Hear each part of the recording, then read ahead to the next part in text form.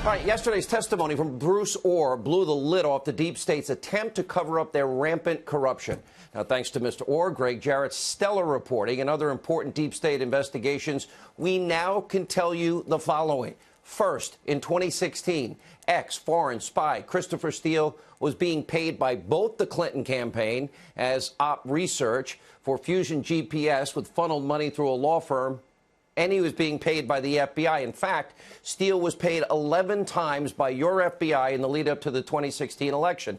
In other words, the Clinton campaign, the DNC, Christopher Steele, the FBI were all working on one team.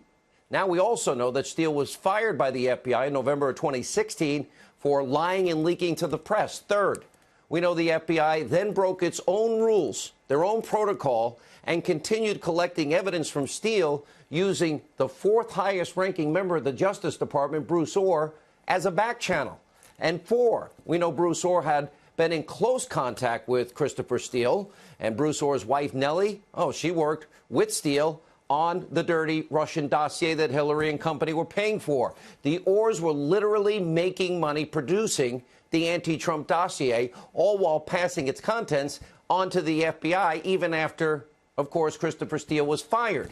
And, of course, officially disclosing their blatant conflicts of interest, well, only to the FBI, but not where he worked at the Department of Justice.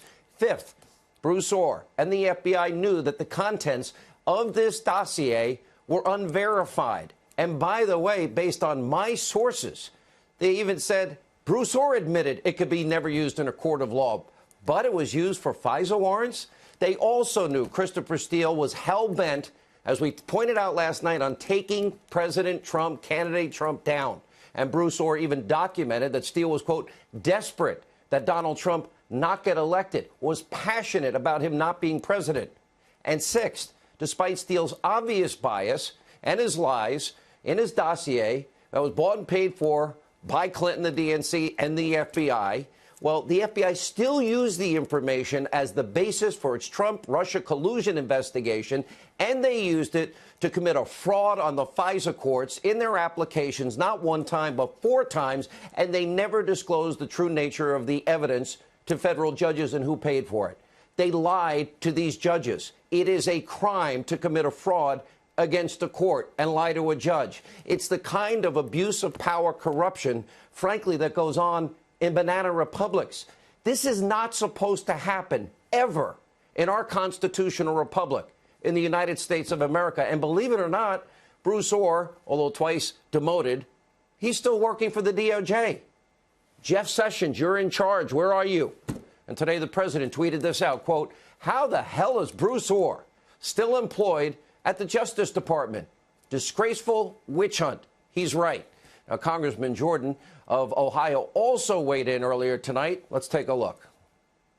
Why did Glenn Simpson and Christopher Steele pick Bruce Ohr in the first place?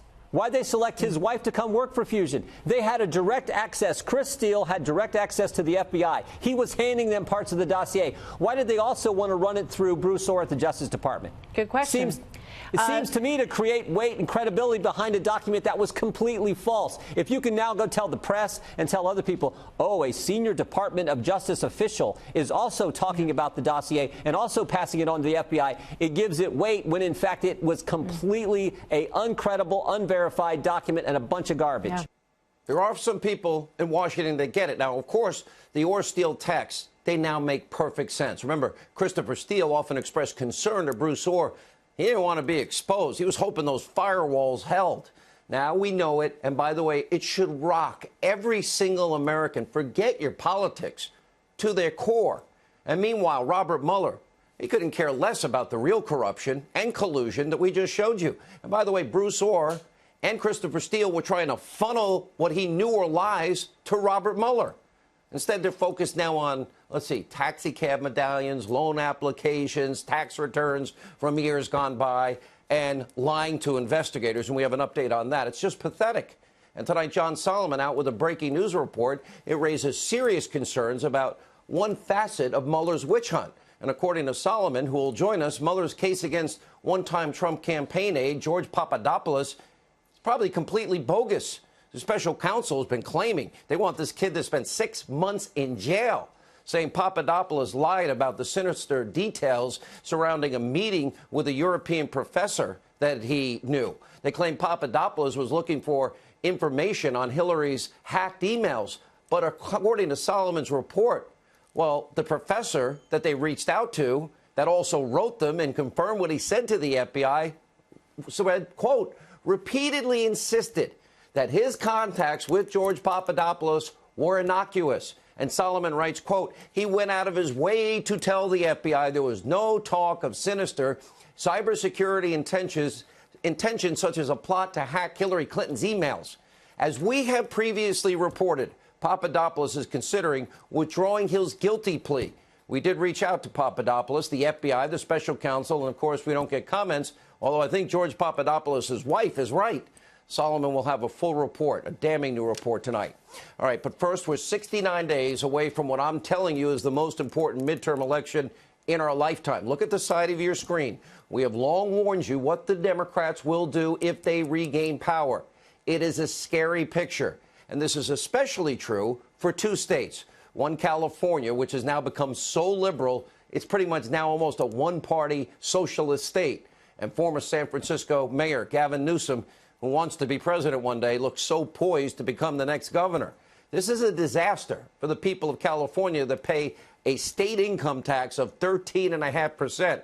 Now, if Newsom wins, voters are going to get a supersized helping of radical left-wing agenda, including, of course, Medicare for all. And under Gavin Newsom's statewide single-payer health care system, the state, they're not only going to cover the citizens of California, no, they're going to cover all of the state's nearly 3 million illegal immigrants. A lot of people's health care to pay for free. Take a look. Plan to get single-payer passed. It needs to be pulled into the governor's office. The executive needs to lead it. Obamacare would not have happened. It was just exclusively a legislative fiat. That said, Nancy Pelosi did a magical job of organizing it, but it required the concerted contributions of the President of the United States. I'm not naive about it. I did universal health care when I was mayor, fully implemented, regardless of pre-existing condition ability to pay, and regardless of your immigration status. San Francisco is the only universal health care plan for all undocumented residents in America. I'm very proud of that, and we proved it can be done without bankrupting the city. I'd like to see that we can extend that. Now, by some estimates, that radical plan, it could cost taxpayers, get this, over $400 billion, including tens of millions of dollars for the sanctuary state's massive influx of illegal immigrants. It means, on average, each Californian would be on the hook for at least $10,000 in new taxes each year, and that's assuming the 13.5% income tax stays where it is. And meanwhile, in Florida, we now have a race between Republican Congressman Ron DeSantis, he'll join us in a few minutes, and the Democratic Tallahassee Mayor Andrew Gillum.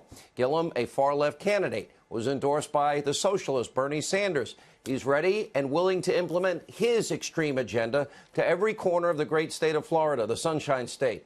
Now, his platform includes abolishing ICE, supporting sanctuary cities, raising the minimum wage to $15 an hour, a steep corporate tax increase, maybe as high as 40%, universal health care for all, increased gun restrictions, increased funding for Planned Parenthood. If you live in Florida, take note.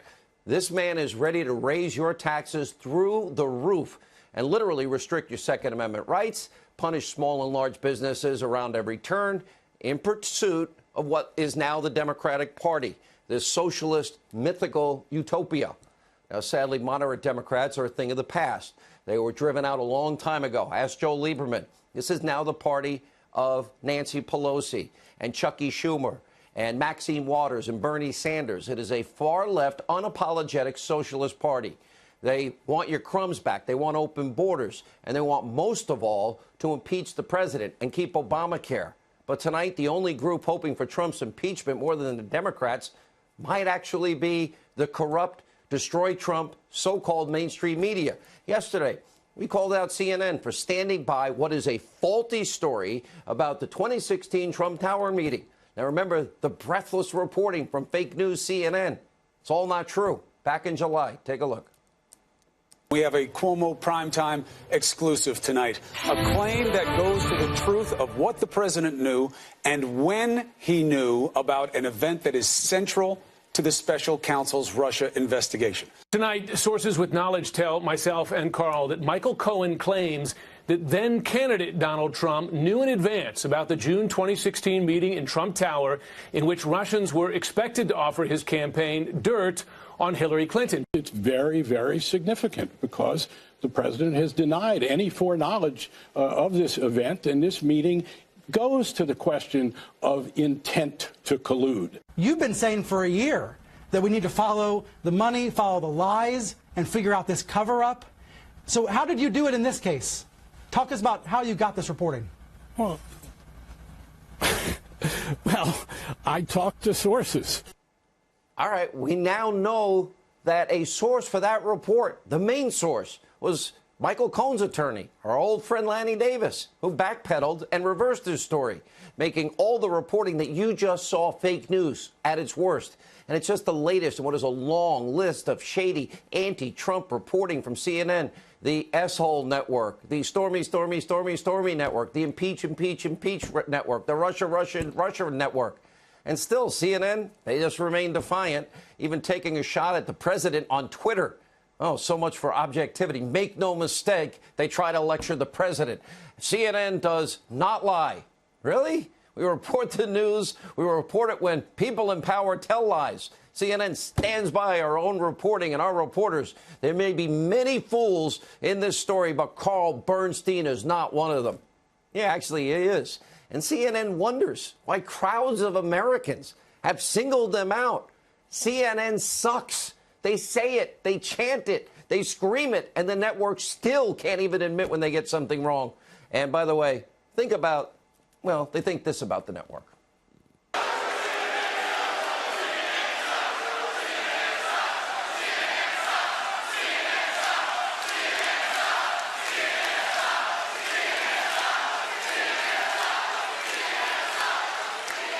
If I had all night, I could play all the different montages, but we've got other news to cover today. But despite CNN's long history of abusively biased, flawed reporting, the 2016 Trump Tower story was literally cheerfully picked up, repackaged by every news network back in July, except most of them at least admitted they were wrong. According to Newsbusters, while ABC, CBS, NBC, they spent 39 minutes hyping that CNN story. As of last night, they completely ignored the Lanny Davis reversal on air.